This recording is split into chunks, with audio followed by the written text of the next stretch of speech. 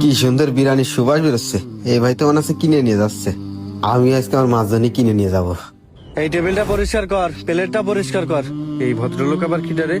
এই ভাই, এই আপনার কি লাগবে? ও ভাই, বলছি এই জায়গায় কি বিরিয়ানি বিক্রি করেন? এই তোর কি মাথা খারাপ? দেখতেছিস না এখানে লেখা রয়েছে ঢাকা কাচ্চি বিরিয়ানি হাউস, এখানে বিরিয়ানি বিক্রি হয়। ও ভাই, আমি তো পড়ালেখা জানি না, তা পড়বো কি করে? তা করছিলাম কি, এক বাটি কয় টাকা ভাই? এই তুই কি পাগল? ও না, না। বাড়ি থেকে বিরিয়ানি বিক্রি করে, বক্সে বিক্রি করে।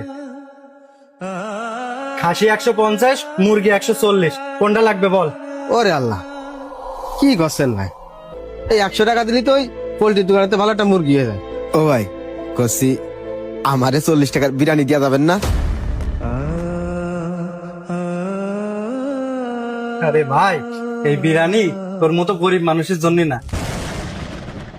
ওই হোটেলে যা, 40 টাকা দিকে ডাল আর আলু ভর্তা খেয়ে চলে যা।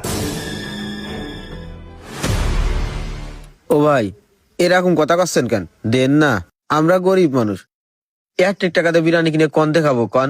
একটু মনটা নরম করেন, আমার মাটা খাতি চাইস। দেন না, আমার মাছ জানি নিয়ে যাও ভাই। আরে আরে তুই কি করছিস? এখান থেকে যা।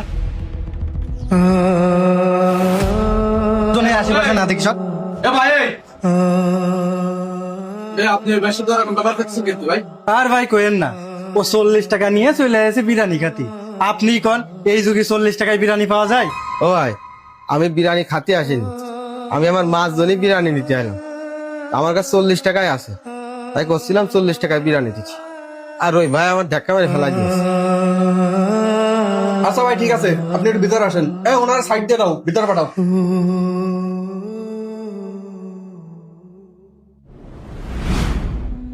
ভাই ঠিক আছো তো তুমি? হ্যাঁ ভাই। কি হয়েছে? ওই ভাই তোমার ধাক্কা দিল কেন? ভাই, আমি আইলাম বিরিয়ানি কিনতে, ওই ভাইরে করছি আমার কাছে 40 টাকায় আছে, আমার মার মনে বিরিয়ানি খাতি মন চাইছে, আমারে 40 টাকার বিরিয়ানি দেন। ওই ভাই তখনই আমার ধাক্কা মেরে ফেলাই দিয়েছে। আচ্ছা আচ্ছা ভাই, তুমি কি করো? ও ভাই, আমি এই বাজারে একটা ভাড়ার ভ্যান চালাই। তোমার পরিবারে কে কে আছে? আমার পরিবারে আমার মা আর আমার একটা ছোট বোন আছে। আর তোমার আব্বা? তোমার আব্বা কোথায়? আমি মেলা ছোট থাকতে আমার আব্বা মারা গেছে, আমার আব্বার চেহারাও আমার মনে নেই।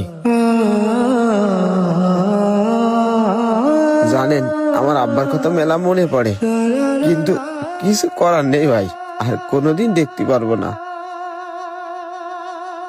আমার আব্বা যদি পয়সা থাকতো, তাহলে আমি হয়তো আপনাদের মতো এরকম হোটেলে বসে বিরিয়ানি খাতে পারতাম।